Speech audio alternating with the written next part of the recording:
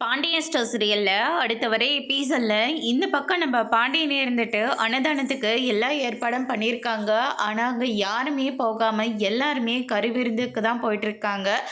அப்பத்தாவை பார்க்க வர எல்லாருமே வந்து பார்த்திங்கன்னா கறி விருந்தை தான் சாப்பிட்டுட்டு போகிறாங்க. எனக்கு ஏதாவது நீங்கள் பண்ணணும்னு நினச்சா அங்கே என் கோமதி வந்து அன்னதானம் போட்டுட்ருக்காங்க, அதில் போய் கொஞ்சம் சாப்பிட்டுட்டு வாங்களேன், அதுக்கப்புறம் கறி விருந்து கூட கொஞ்சம் சாப்பிட்டுக்கோங்க அப்படின்ற மாதிரி வந்து சொல்லிடுறாங்க. பொண்ணு மேலே இவ்வளோ பாசத்தை வச்சுருக்கீங்களே, கண்டிப்பாக நாங்கள் சாப்பிட்டுட்டு தான் வருவோங்க அப்படின்னு சொல்லிட்டு வந்த எல்லாருமே கோமதி வீட்டு பக்கம் திருப்பி விட்டுடுறாங்க.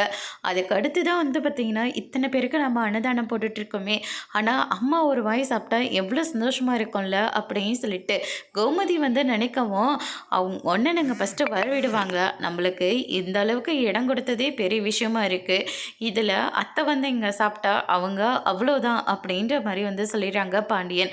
அதுக்கு அடுத்ததாக அம்மாச்சியும் வந்து நிற்கிறாங்க.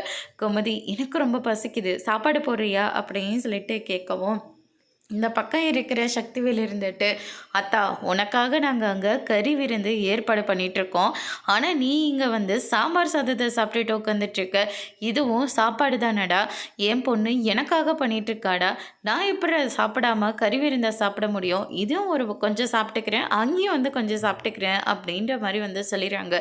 சுகனி ஒரு பக்கம் விட்டு குத்து நடக்கும்னு பார்த்தா இப்படி எல்லாரும் ஒருத்தர் மாற்றி ஒருத்தர் விட்டு கொடுத்துல போகிறாங்க, இதெல்லாம் நல்லதுக்கு இல்லையே அப்படின்னு சொல்லிட்டு சுகன்யா ஒரு பக்கம் நினைக்கவும், அதோட இன்னைக்கான பிரம்ம முடிச்சிருக்காங்க.